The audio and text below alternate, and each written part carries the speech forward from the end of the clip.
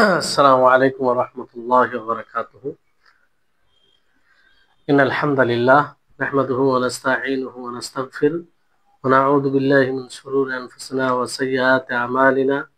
من يهده الله فلا مضل له ومن يضلله فلا هادي له، وأشهد أن لا إله إلا الله وحده لا شريك له، وأشهد أن محمدا عبده ورسوله. أما بعد، رب اشرح لي صدري ويسر لي أمري واحلل عقدة من لساني يفقهوا قولي. رب زدني علما رب زدني علما اللهم إني أسألك علما نافعا ورزقا طيبا وعملا متقبلا. সম্মানিত উপস্থিতিগণ ও সম্মানিত দর্শকবৃন্দ, আল্লাহ তাবারক ওয়া তাআলার অশেষ মেহেরবানি যে আজকে আমরা হাদিসকে জানার জন্য, নবী সাল্লাল্লাহু আলাইহি ওয়াসাল্লামের বাণীকে বোঝার জন্য ইমাম নববী রাহিমাহুল্লাহ যে একটি অন্যতম বই আল আরবাঈন আন-নববী, হাদিসে যে বই 40টি হাদিস একত্রিত করেছেন, যে হাদিসগুলো ইসলামের মৌলিক বিষয়ের উপরে রয়েছে,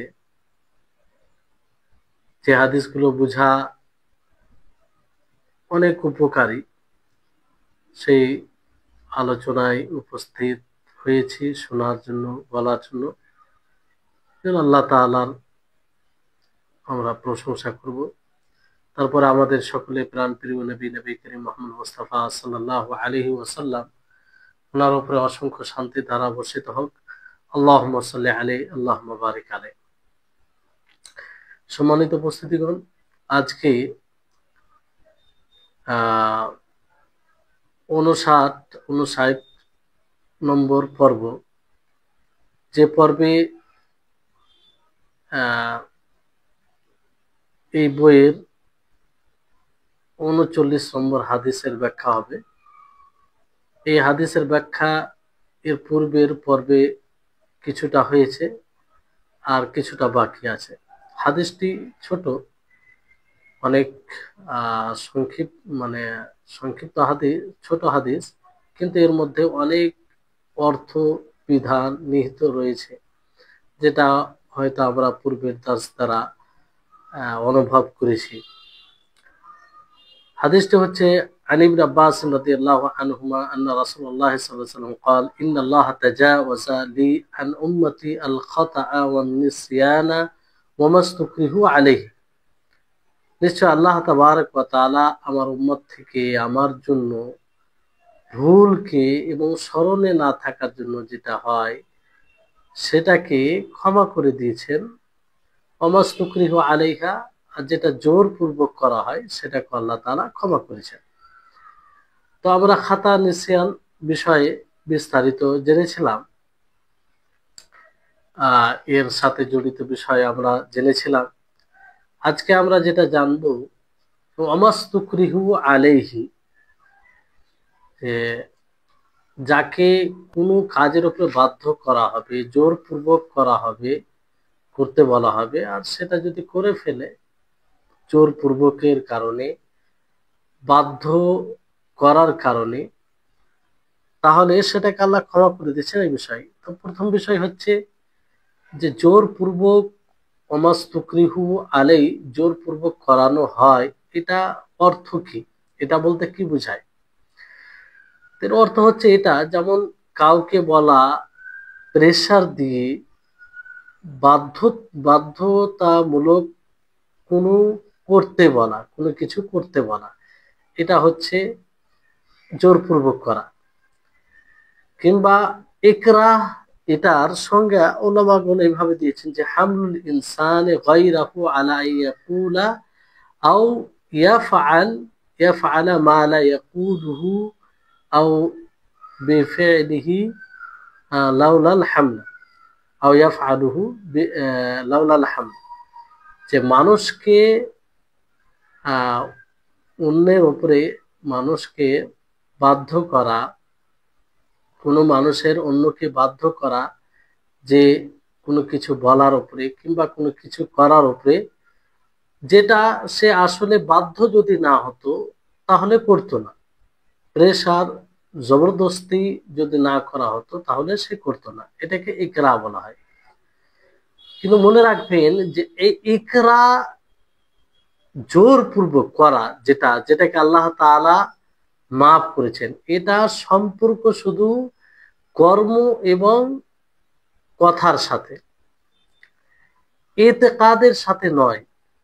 কারণ এতেকাদ, হৃদয়ের যে ধারণা, আকীদা, কি নিয়তে করছে মানুষ, এটা তো গোপনীয় বিষয়, এটা কেউ জানে না। এই জন্য এখানে এটার সাথে কোনো সম্পর্ক নাই, হৃদয়ের সাথে, হৃদয়ের আমলের সাথে কিংবা আকীদার সাথে এটার কোনো সম্পর্ক নেই। শুধু এটা প্রয়োগ হবে কোথায়, যে কর্ম, ইবাদত করতে গিয়ে, বলতে ইবাদত যেটা করা হয়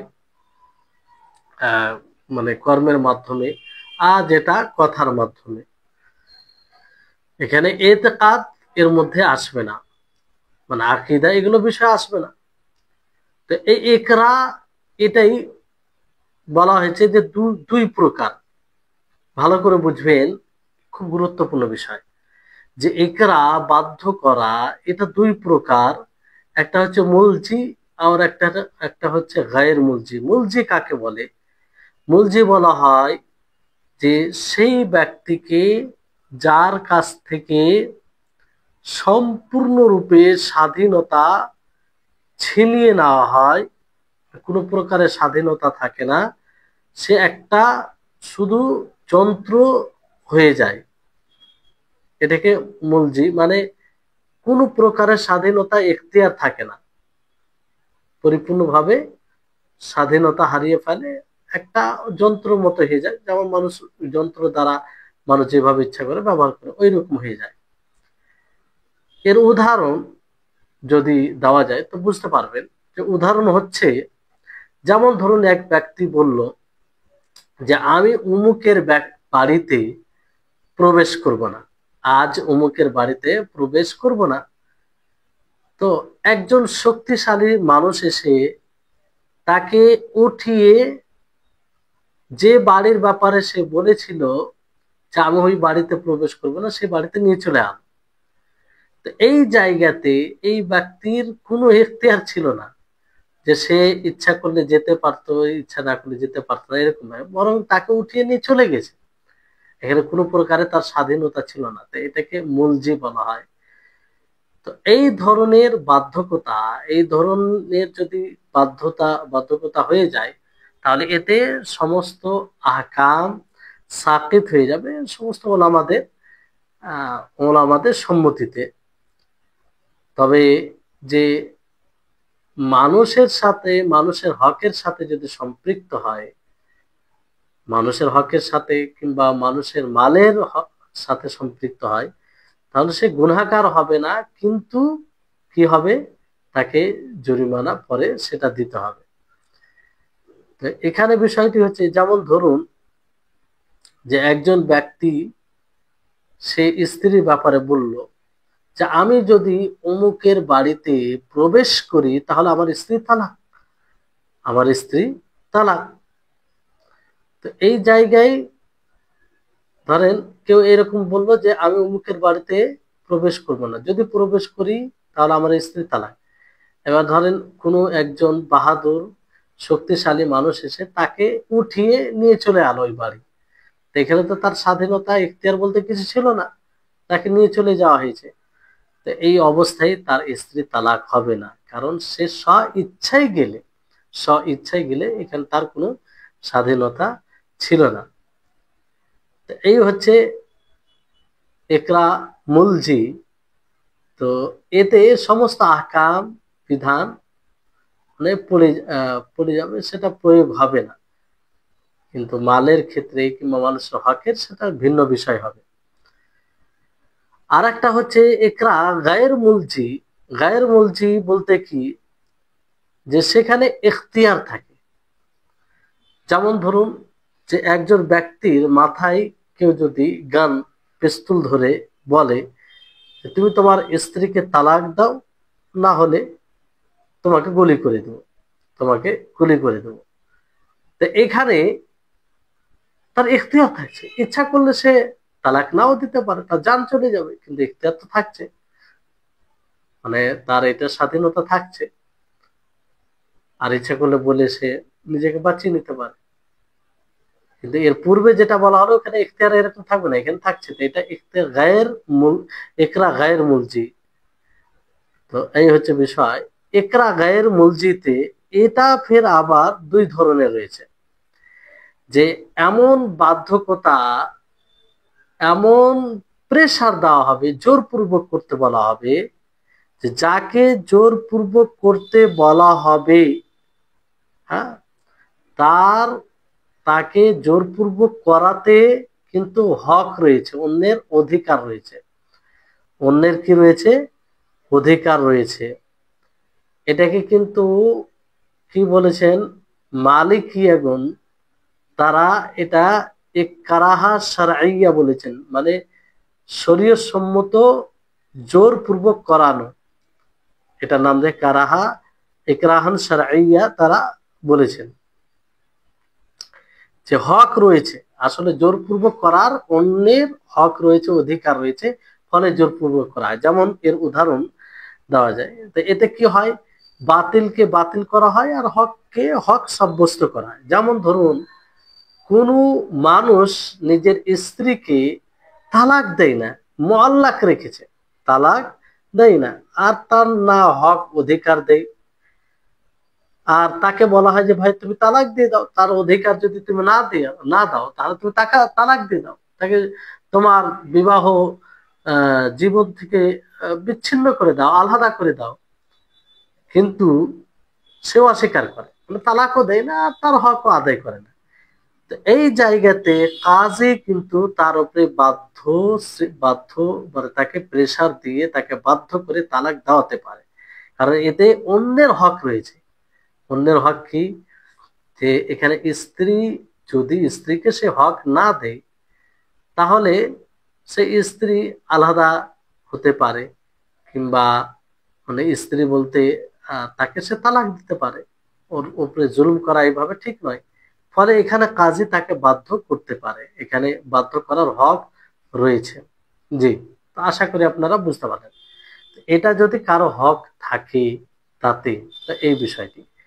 কিন্তু এর বিপরীত, যদি কারো কোনো হক না থাকে, কাউকে চাপ দেওয়া হয়, প্রেশার দেওয়া হয়, বাধ্য করা হয়, একমাত্র বাধ্য, যেমন বাধ্য একরা এর মানে সংজ্ঞা দেওয়া হয়েছে, তো বাধ্য করা হয়।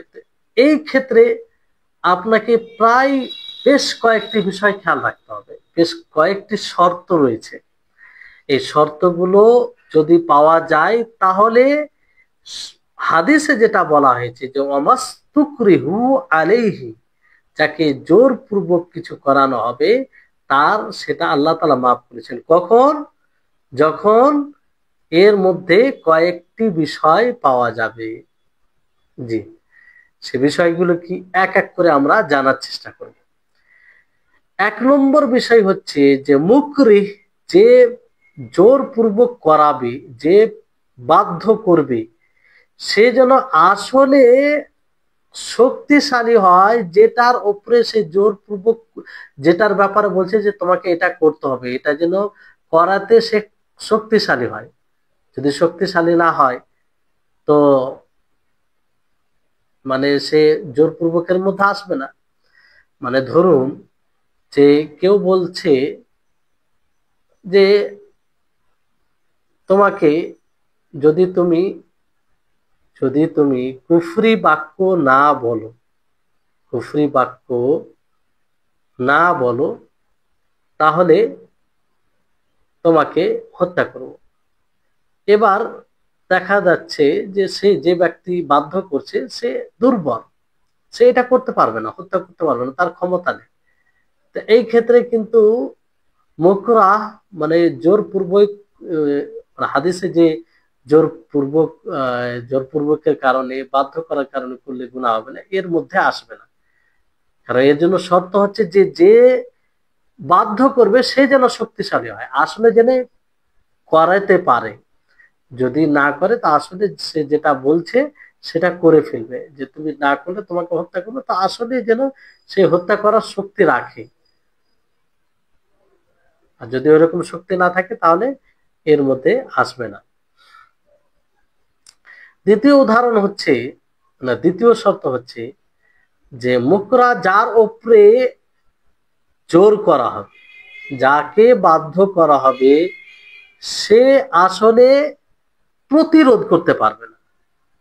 মানে যেটার উপরে বাধ্য করেছে সেটা করা ছাড়া তার কোনো উপায় নেই। যেমন কেউ বলল যে তুমি তোমার স্ত্রীকে তালাক দাও, তা না হলে তোমাকে শেষ করে দেব।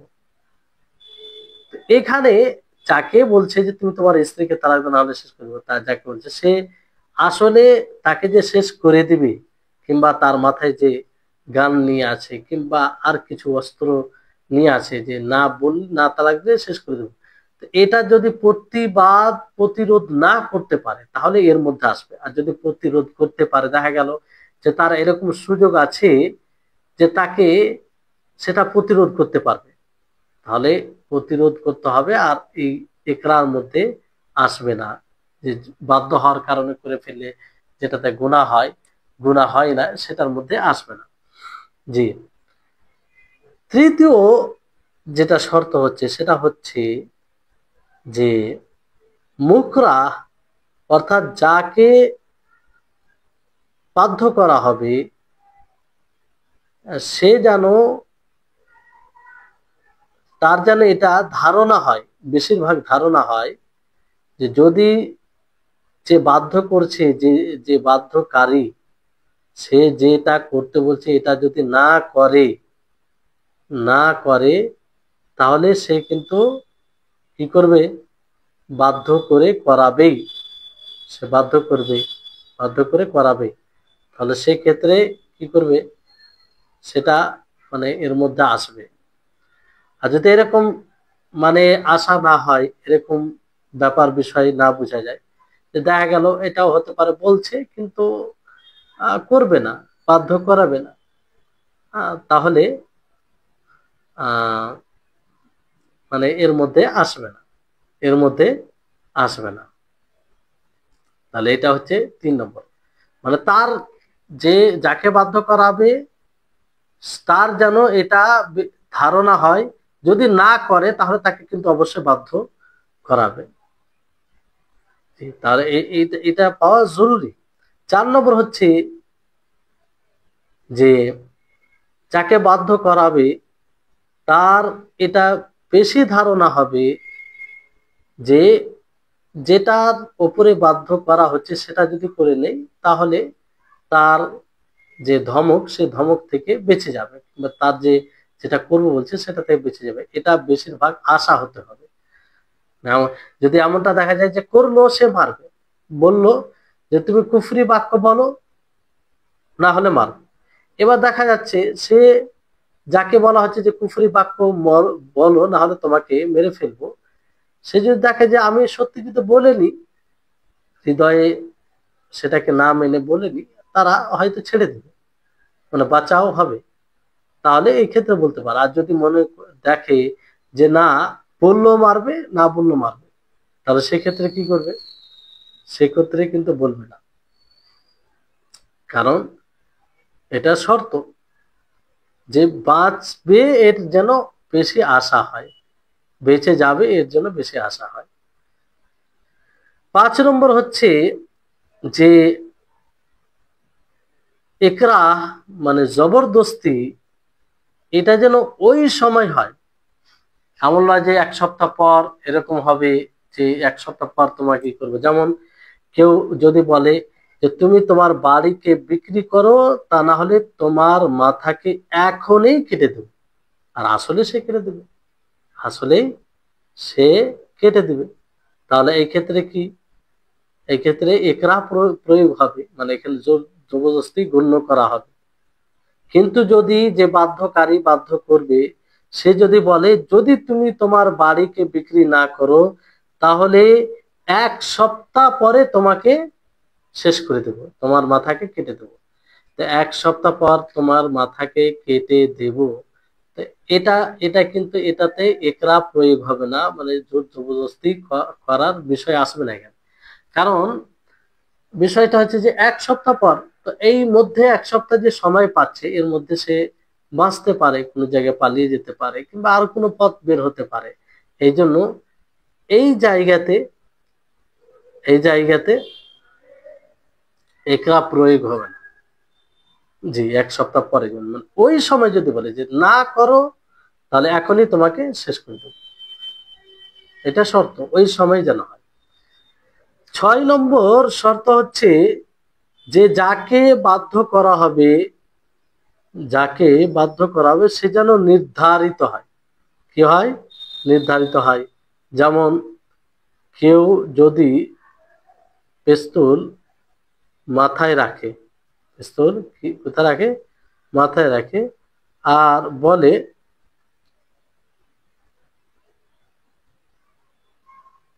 আকতুলুকা ইয়া উকতুল, তুমি হত্যা করো। তো এখানে কি হবে? নির্ধারিত, মানে আকতুলুকা মানে এরকম, মানে কেউ যদি মাথায় পিস্তল রেখে বলে যে তোমাকে হত্যা করব, নির্ধারিত এটা, তাহলে এখানে ইকরা প্রয়োগ হবে, জোর জবরদস্তি করা হচ্ছে, বল প্রয়োগ করা হচ্ছে, এটা এর মধ্যে গণ্য হবে। আর যদি বলে যে তুমি, মানে যদি এইভাবে বলে যে আহ, মে- আহ, তুমি তোমার স্ত্রীকে তালাক দাও, তা না হলে তোমাকে হত্যা করব, এরকম বিষয় যদি বলে, তাহলে এটা এর মধ্যে হবে যে জোর জোর জবরদস্তি কিংবা বল প্রয়োগ করা হচ্ছে, এর গণ্য হবে। আর যদি বলে যে তুমি তোমার স্ত্রীকে যদি তালাক না দাও, তো তোমার সাথে নিকটে আনকারী, মানে নিকটে আমি এমন কিছু করব যেটা তুমি পছন্দ করবে না। তো এখানে কোনো নির্ধারিত জিনিস নেই, তো এটা কিন্তু এর মধ্যে গণ্য হবে না, কারণ সে হয়তো বড় এরকম ক্ষতি করবে না। তারপরে 7 নম্বর বিষয় হচ্ছে, 7 নম্বর যেটা শর্ত, যে যেটা দ্বারা ধমক দেওয়া হবে সেটা যেন যাকে যাকে বাধ্য করা হচ্ছে তার উপরে হারাম হয়, তার উপরে কি হয়? হারাম হয়। যাকে বাধ্য করা হচ্ছে তার উপরে হারাম হয়। কিন্তু হারাম হয় বলতে তার জন্য এটা জায়েজ না হয়, এটা জরুরি। যেমন ধরুন যে কারো উপরে ধরেন কেসাসের হক রয়েছে, একজন প্রতিবেশী ধরেন আর একজন প্রতিবেশীকে হত্যা করলো জেনে বুঝে, তো তার উপরে কেসাস জরুরি হয়ে যায়। তো ওই ক্ষেত্রে যদি বলা হয় যে ইসমা ইন বেতাদারাক, তুমি শুনো, যদি তোমার বাড়িকে বিক্রি করো, ফানজিরিল কেসাস, তাহলে কেসাস আমি ছেড়ে দেব।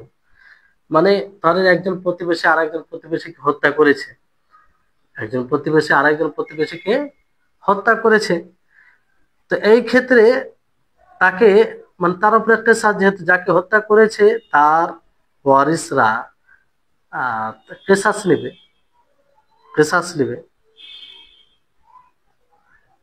তো কেসাস দিবে তার কাছে। এবার তার ওয়ারিসরা কি বললো, যে শোনো, যদি তুমি তোমার বাড়িকে বিক্রি করো তো কেসাস মাফ করে দেবো, আর যদি তোমার বাড়িকে বিক্রি না করো তাহলে কিন্তু আমরা কেসাসের দাবি করব, কেসাসের দাবি করব। তো এটা কিন্তু ইকরাহ নয়, কারণ এটা এক প্রকার, মানে পক্ষে বিপক্ষে একটা মুআওয়াজা, বদলা দেওয়া, কেসাস আছে বলে। তো এটা ইকরার মধ্যে আসবে না, জবরদস্তির মধ্যে আসবে না। মানে এখানে বলা হচ্ছে যে তুমি যদি কেসাস, মানে মাফ করো বলতে বলা হচ্ছে যে কেসাস, তুমি যদি বাড়িকে বিক্রি করো, তোমার বাড়িকে বিক্রি করো, তাহলে হয়তো কেসাস ছেড়ে দেবো, আর না বিক্রি করলে কেসাস ছাড়বো না। তো এটাই এর মধ্যে আহ জোরপূর্বক যে প্রেসার দিয়ে বাধ্য করে করা হয়, এর মধ্যে গণ্য হবে না।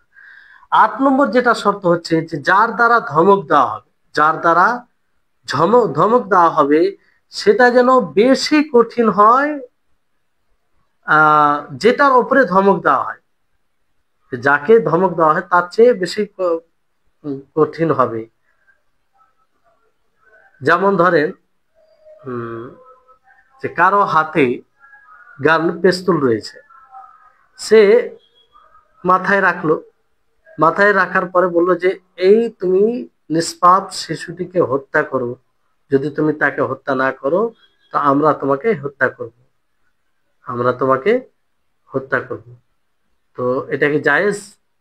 এটা জায়েজ নয়, এটা কোনো মতে জায়েজ নয়। কারণ মানে কোনো নিষ্পাপ শিশুকে হত্যা করার হত্যা করা এটা বেশি কঠিন কি থেকে? নিজের নফসকে হালাক করে দেওয়া থেকে এটা বেশি কঠিন, এটা বেশি কঠিন।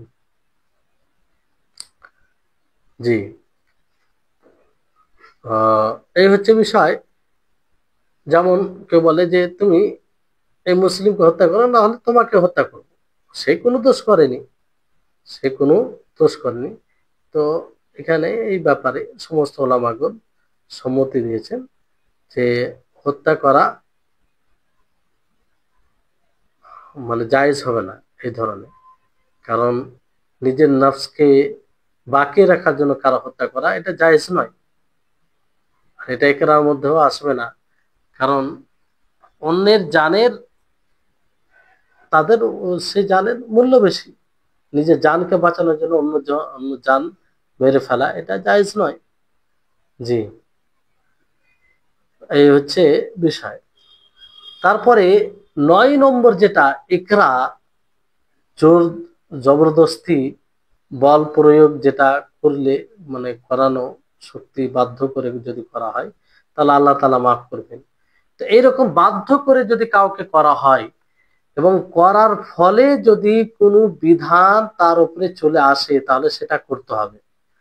বাধ্য হওয়ার কারণে মানে সাকিত হবে না, সাকিত হবে না। যেমন ধরুন কোনো মহিলাকে যদি কেউ বাধ্য করে কোনো বাচ্চাকে কিংবা কোনো মেয়েকে আহ, 2 বছরে 2 বছরের মধ্যে দুধ পান করাতে, তো 5 বার যদি দুধ পান করিয়ে দেয় বাধ্য করার কারণে, তাহলে এই যে দুধ পান করার ফলে যে একটা রাজাতের যে হুকুম রয়েছে সেটা সাব্যস্ত হবে কিনা? সেটা সাব্যস্ত হবে, সেটা ধরতে হবে।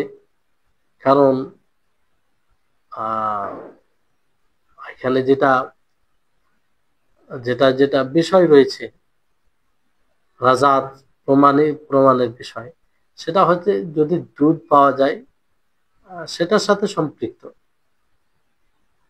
জি, তাহলে এই হুকুম প্রযোজ্য হবে, মানে যেটা হুকুম তার উপরে আসবে, হুকুম বলতে যেটা করার প্রয়োজন পড়বে সেই ফলে সেটা লাগু হবে।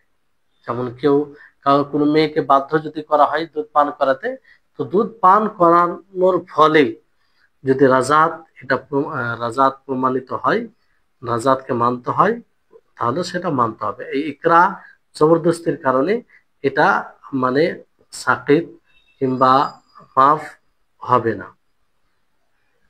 জি, তাহলে এই যে 9টি মানে শর্ত বলা হলো, এই 9টি শর্ত যদি পাওয়া যায় তাহলে তাকে গণ্য করা হবে যে আসলে সে মুকরাহ, অর্থাৎ তাকে বাধ্য করা হয়েছে।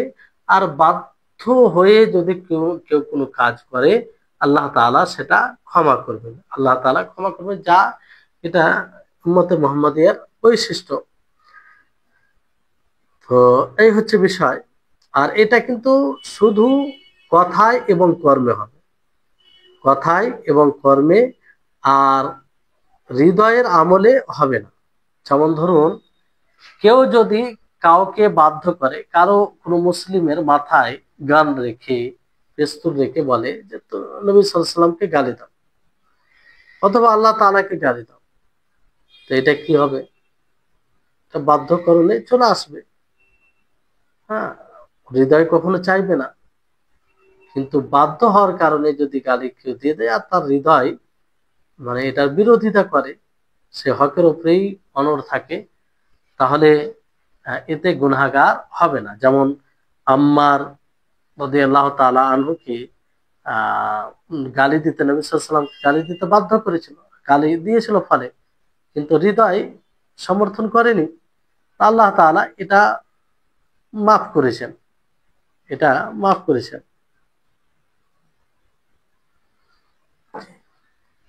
কারণ কোরআনে রয়েছে যে আল্লাহ তাআলা বলেন ইল্লা মান উকরিহা ওয়া কলবুহু মুতমাইন্নুন বিল ঈমান, যে যাকে বাধ্য করা হয়েছে আর তার হৃদয় ইমানের উপরে সন্তুষ্ট থাকবে।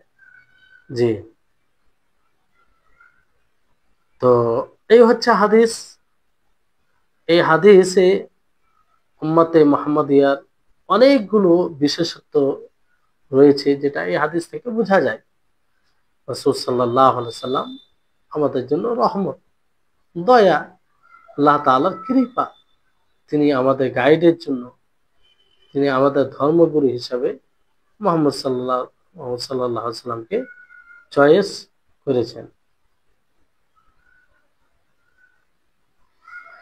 তারপরে এই হাদিসের সাথে আরো অনেক কিছু জড়িয়ে আছে, কিন্তু আমরা হালকা করে আবার সেই বিষয়গুলোকে, এই হাদিস থেকে যেগুলো মোটা মোটা জিনিস বোঝা যায়, যদিও আলোচনার মধ্যে পূর্বের পর্বে এবং এই পূর্বে অনেকটাই চলে এসেছে, তো যাতে আপনাদের সুবিধা হয়, যে এই হাদিস থেকে একটা বিষয় বোঝা যায় যে আল্লাহ তাবারক ওয়া তাআলার রহমত বান্দাদের প্রতি অনেক প্রশস্ত।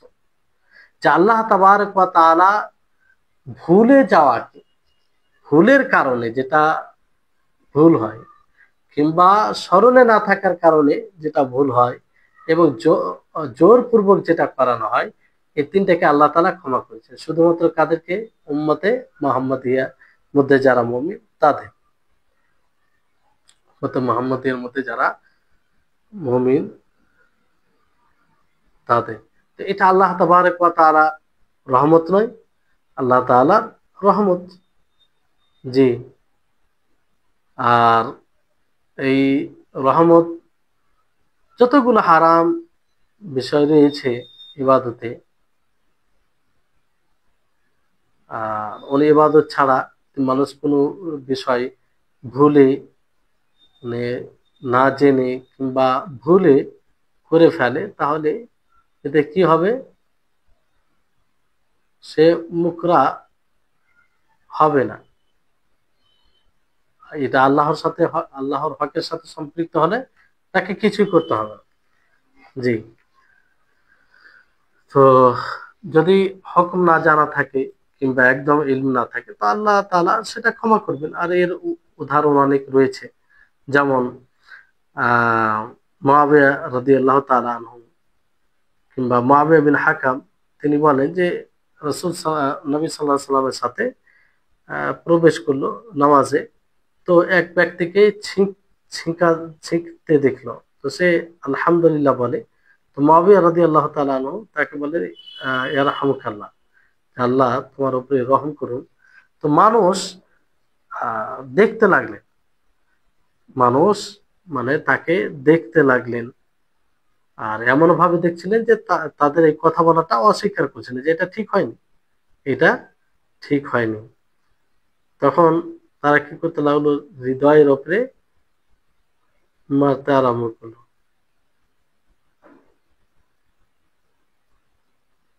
মানে তখন তারা কি করলো, যে যখন দেখতে আরম্ভ করলো, আর তখন সে একটা কথা বলে ফেললো যে তোমার মা, মানে একটা, এটা দুঃখের সময় যখন ব্যতীত হয় তখন এরকম শব্দ বলা হয় যে ওয়াথাকাল অম্মিয়া, যে এটা একটা বাক্য, যেটা বাক্য সে বলে ফেললো, যেটা বাক্য সে বলে ফেললো। তো ফলে কি হলো? মানুষ তখন নিজের রানের উপরে, জাঙের উপরে মারতে আরম্ভ করলো, মানে ইশারা ইঙ্গিত করতে লাগলো যে সে যেন চুপ থাকে, তাকে চুপ করালো।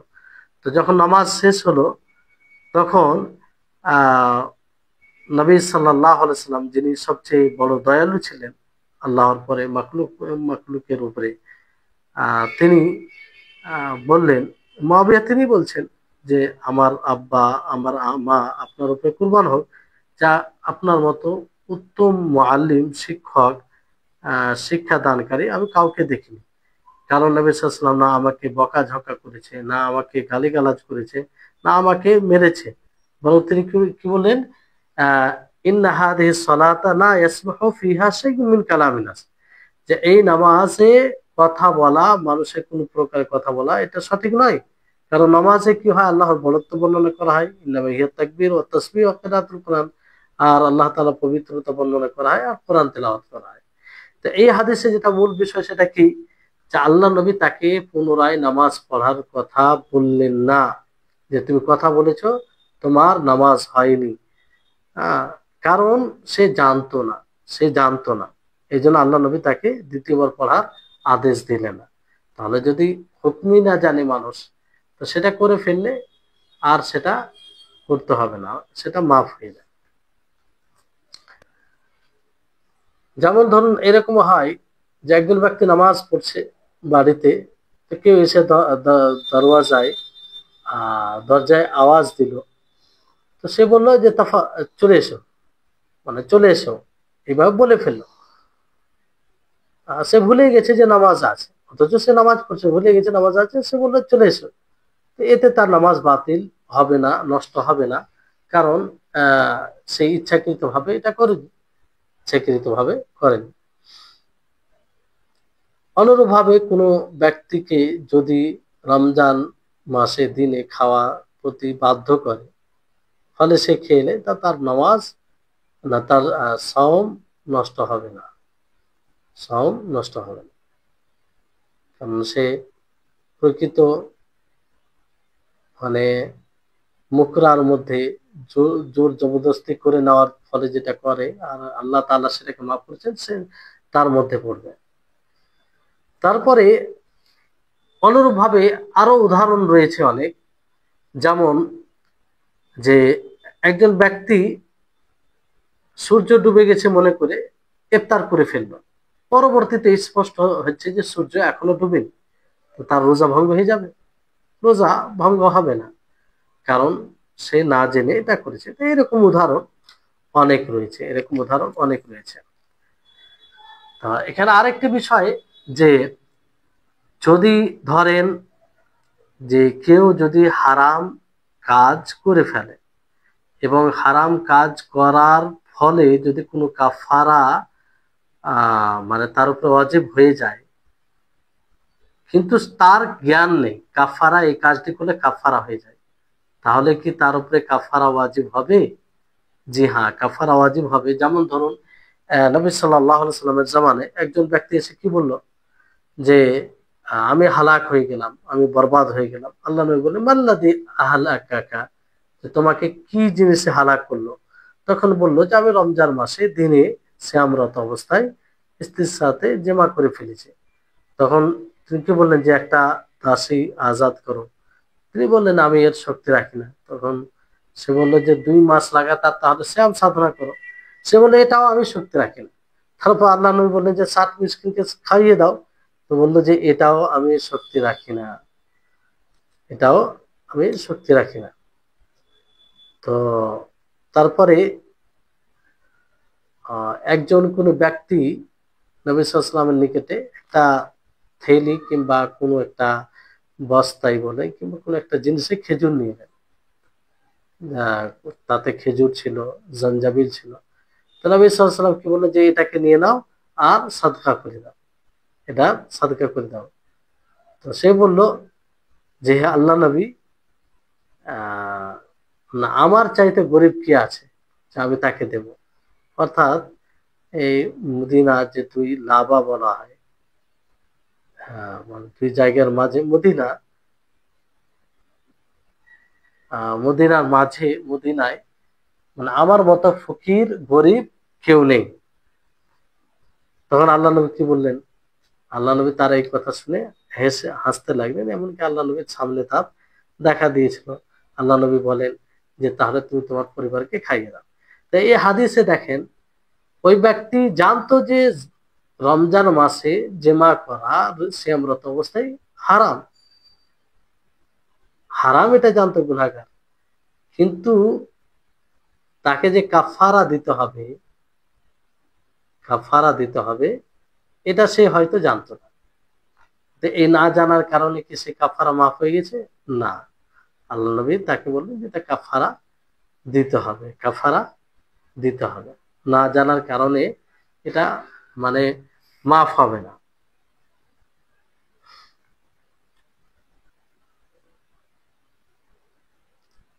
হ্যাঁ, এবার ধরেন যে কেউ যদি হুকমই জানে না যে এই জিনিসের, এই বিষয়ের হুকম কি, বিধান কি, তাহলে সে মাযুর হতে পারে। যেমন ধরুন যে একজন ব্যক্তি রয়েছে, সে জেনাকে হালাল মনে করে, অর্থাৎ এমন জায়গায় সে বসবাস করে যেখানে ইসলামের কোনো চর্চা নেই, আর কাউকে জিজ্ঞাসা করবে এরকমও নেই, আর সে নতুন নতুন ইসলাম এনেছে।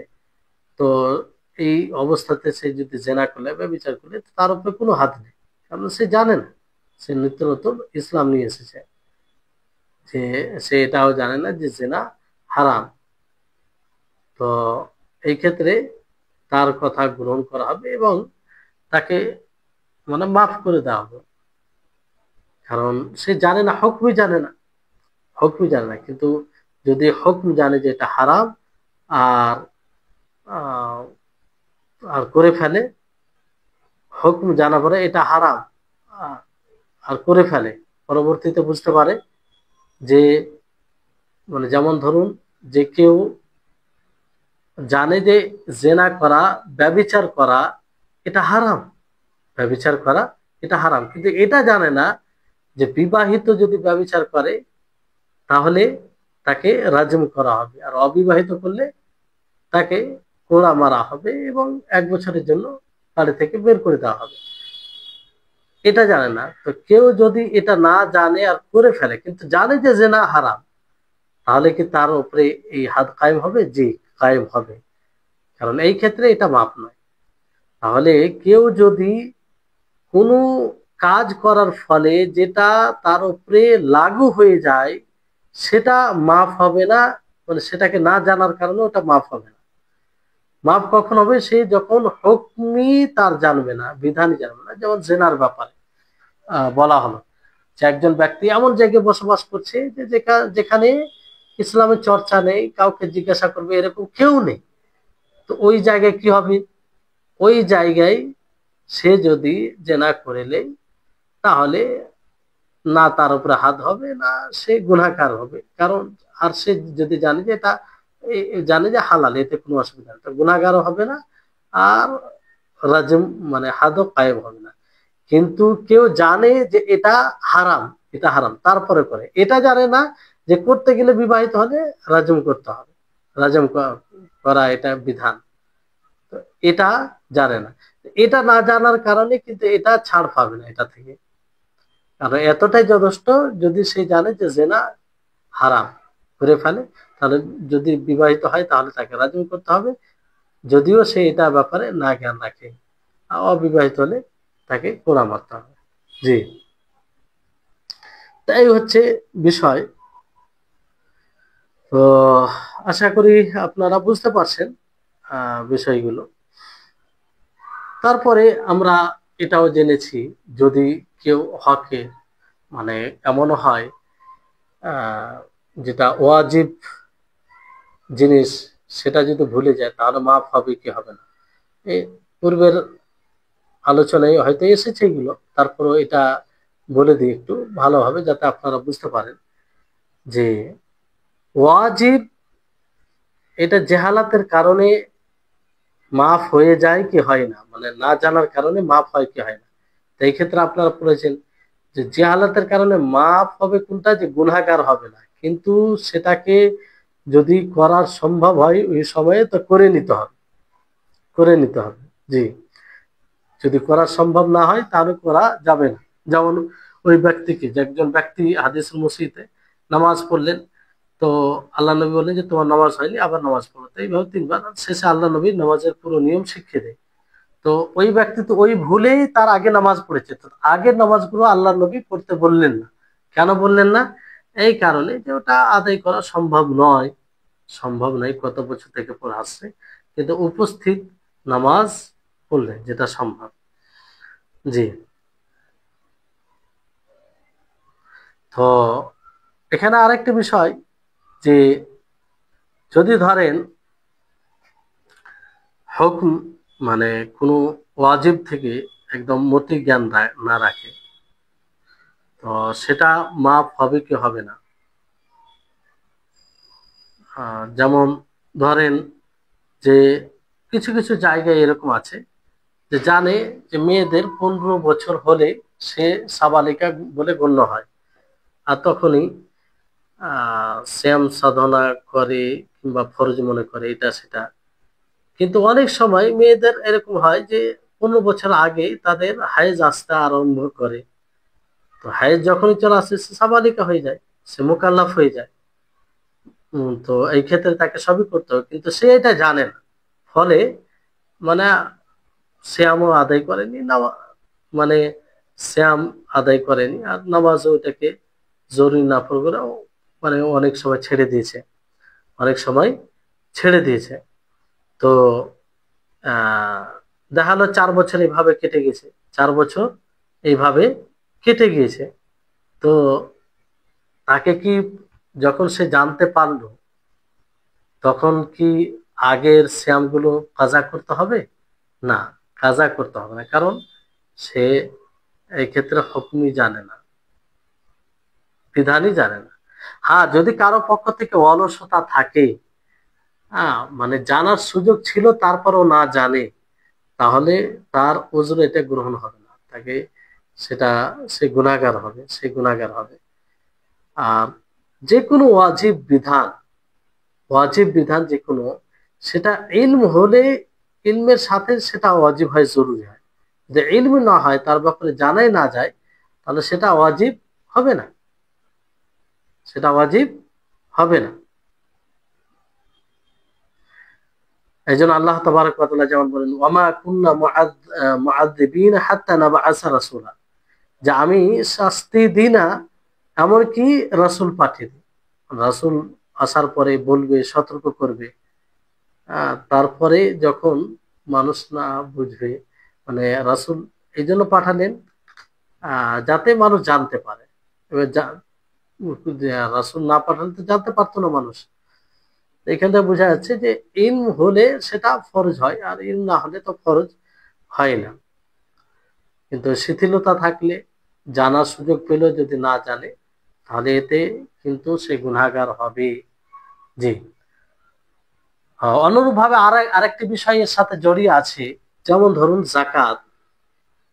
তো জাকাত যদি কেউ জাকাতের বিধানের সাথে অজ্ঞ, বিধানের ব্যাপারে অজ্ঞ, জানে না যে জাকাত দেওয়াটা ফরজ, এই কারণে সে ধরেন 5 বছর জাকাত দেয়নি, 5 বছর পরে সে জানতে পারছে যে না জাকাত ফরজ, তো বাকি পূর্বে যে 5 বছর জাকাত দিবে কি দিবে না, কারণ এটা তো বান্দার সাথে হকের সাথে সম্পৃক্ত রয়েছে। আর এর পূর্বে বলা হয়েছে আল্লাহ তাআলা মাফ করবেন, কিন্তু বান্দার হকের সাথে যদি সম্পৃক্ত হয় কিংবা বান্দার মালের সাথে, তাহলে সেটা কিন্তু পূর্ণ দিতে হবে। তো এই জন্য এই ক্ষেত্রেও বলা হয় যে না, পূর্বে তাকে জাকাত দিতে হবে। 5 বছর যে দেয়নি না জানার কারণে, যখন সে জানতে পেরেছে পূর্বে জাকাত সে বের করবে, পূর্বে জাকাত সে বের করবে। যদি এটা ধরেন এরকম বিষয় হয় যে এটা পালন করা যাবে, কিন্তু দেখা গেল যে 50-60 বছর এরকম যদি পার হয়ে যায়, তাহলে তো এটা আদায় করা সম্ভব নাও হতে পারে। তো না, সম্ভব যদি না হয় তো সেটার ভিন্ন বিষয় হয়ে যাবে, তখন আল্লাহ তাআলা মাফ করবে। কিন্তু ধরেন 4 বছর, 5 বছর, 10 বছর এরকম হয়তো একটা হিসাব করে দিতে পারে। তো এই হচ্ছে হাদিস। এই হাদিসটি অতীব গুরুত্বপূর্ণ। আর এই হাদিস দ্বারা আমরা বুঝতে পারি যে আল্লাহ তাবারক ওয়া তাআলা কতটা দয়ালু। আর এই হাদিস থেকে আরেকটি বিষয় স্পষ্ট হয়, সেটা এটা যে আল্লাহ তাআলা মানুষের সফলতার জন্য, মানুষের মানে আগে বেড়ে যাওয়ার জন্য, যাতে মানুষ ফেঁসে না যায়, হালাক না হয়ে যায়, এর সব রকম ব্যবস্থা করে রেখে। যেমন ধরুন যে আল্লাহ তাআলা নেকির ক্ষেত্রে দেখুন কি কি মানে সিস্টেম বিধান রেখেছেন, যে কোনো মানুষ এক নেকি যদি করে, সেটা মানে 10 থেকে নিয়ে 700 গুণা পর্যন্ত নেকি পেতে পারে, কিংবা তারা আরো বেশি পেতে পারে। আল্লাহ তাআলা দেখুন, মানুষ নেকির পাহাড় সঞ্চয় করতে পারে। তারপরে মুআখাযা, আল্লাহ তাআলা যে পাকড় করবেন, এর ব্যাপারে কত ছাড় দিয়েছেন যে কেউ যদি ভুলের কারণে, ভুলে যাওয়ার কারণে এটা ভুল হয়ে যায়, কিংবা স্মরণে না থাকার কারণে ভুল হয়ে যায়, কিংবা জোরপূর্বক করানো হয়, তাহলে সেটাকেও আল্লাহ তাআলা মাফ করেছেন। তাহলে দেখুন, আল্লাহ তাআলা মানে ক্ষমা করেছেন, এটা পাকড়াও করবেন না, ক্ষমার কত দিক রেখেছেন। আহ রব্বানা লা তুআখিযনা ইন নাসিনা ওয়া আখতানা। তো এইভাবে তারপরে যারা উযুর সম্মত লোক রয়েছে, আহ তাদেরকে আল্লাহ তাআলা ক্ষমা করেছেন। এরপরেও যদি মানুষের ঠিকানা জাহান্নাম হয়, মানুষ হালাকের দিকে চলে যায়, তাহলে এটা তারই কর্মের ফল। এটা আল্লাহ তাআলা সব রকম সুযোগ দিয়েছেন, বরং আল্লাহ তাআলা নিজের ফজল, অনুগ্রহ ও মানে করেছেন। তার পথ বাঁচার রাস্তা একটা আল্লাহ তাআলা বিভিন্ন ভাবে করে দিয়েছেন। জি। তো এখানে হাদিস, যেটা এই হাদিসটি বোঝা এই জন্য জরুরি যে বর্তমান আমরা সময়ে দেখি বিভিন্ন জায়গায় যে মানুষকে কুফরি কালেমা, কুফরি বাক্য, শিরকি কাজ করতে বাধ্য করে, শিরকি কাজ করতে বাধ্য করে। তো এই জায়গায় যদি শিরকি কাজ করতে বাধ্য করে, তো সে তার বিধান বলা হলো আপনাদেরকে।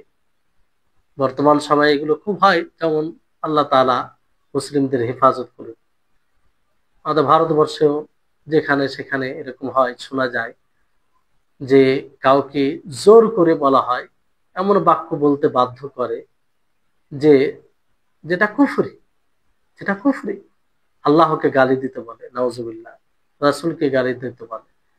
তো এই যে এরকম যদি অবস্থা হয়, এরকম অবস্থা হয়, তাহলে সে সত্যিই যদি যে ৯টি শর্ত বলা হয়েছে তার মধ্যে পড়ে, তো সে বলতে পারে, কিন্তু হৃদয় যাতে সেটা সমর্থন না করে, হৃদয় যেন ইমানের উপরে স্থির থাকে, তাহলে এতে সমস্যা নেই, এতে সমস্যা নেই।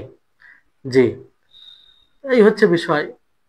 আর যদি কেউ ধরেন এইরকম অবস্থার সম্মুখীন হয়, আর সে এই ছাড়কে গ্রহণ না করে সে অটল থাকে, অনড় থাকে, তাই এটা আরো উত্তম বিষয়। তো অনড় থাকতে হবে। তো আল্লাহ তাআলা হেফাজত করুক। কঠিন অবস্থা নবী সাল্লাল্লাহু আলাইহি সাল্লামের যুগে যেমনটা হয়েছে, আম্মার রাদিয়াল্লাহু তাআলা আনহুকে বাধ্য, বেলাল, তারপর আরো অনেকে, বর্তমান সময়ে মাঝে মধ্যে এগুলো হচ্ছে। তো এই জন্য মনে রাখবেন, যতদিন আপনি শান্তিতে আছেন, দিনের দিনকে পালন করতে পারছেন, কোনো অসুবিধা হয়নি, তো আপনি বড় নিয়ামতে আছেন। আল্লাহ তাআলার বিশেষ ফজল, অনুগ্রহ আপনি আছেন। এই জন্য আল্লাহ তাআলাকে শুকরিয়া, আল্লাহ তাআলা শুকরিয়া আদায় করা উচিত। আর দিনকে আরো মনোযোগী হয়ে দিনকে বাস্তবায়ন করা উচিত। কারণ অনেক এরকম জায়গা আছে, অনেক এরকম মানুষ আছে যে তারা চেয়েও দিনকে বাস্তবায়ন করতে পারছে না, চেয়েও আল্লাহ তাআলার ইবাদত ঠিক মতো করতে পারছে না। কিন্তু আপনাকে ওই সুযোগ আল্লাহ তাআলা দিয়েছেন, কোনো প্রকারের অসুবিধা নেই, আল্লাহর ইবাদত করতে পারেন, তো সেটাকে কাজে লাগাবেন। আর আমাদেরকে বিশেষভাবে দোয়া করতে হবে যে আল্লাহ তাআলা আমাদের আহ সকলকে ঈমানের উপরে অনড় থাকার তৌফিক দান করেন, যেন ঈমান আমাদের ঈমান থেকে কোনো ভাবে সরে না যায়, আর এর সাথে কোনো জিনিসে যেন আপোষ না করি আমরা। আল্লাহুম্মা মুসাররিফাল কুলুব সাররিফ কুলুবানা আলা তাআতিক, ইয়া মুকাল্লিবাল কুলুব সাব্বিত কলবি আলা দীনিক। তো যাই হোক, এই হচ্ছে হাদিস। আশা করি আপনারা বুঝতে পেরেছেন। আল্লাহ তাবারক ওয়া তাআলার কাছে দোয়া করি, আল্লাহ যেন আমাদের সকলকে আহ আল্লাহ নবীর হাদিসকে বোঝার তৌফিক দান করেন, এবং আমরা যেন সঠিক ঈমানের উপরে জীবনের শেষ মুহূর্ত পর্যন্ত বেঁচে থাকি। আল্লাহ তাআলা সেই তৌফিক দান করেন। ওয়া আখির দাওয়ানা আলহামদুলিল্লাহি রাব্বিল আলামিন। আসসালামু আলাইকুম ওয়া রাহমাতুল্লাহি ওয়া বারাকাতুহু।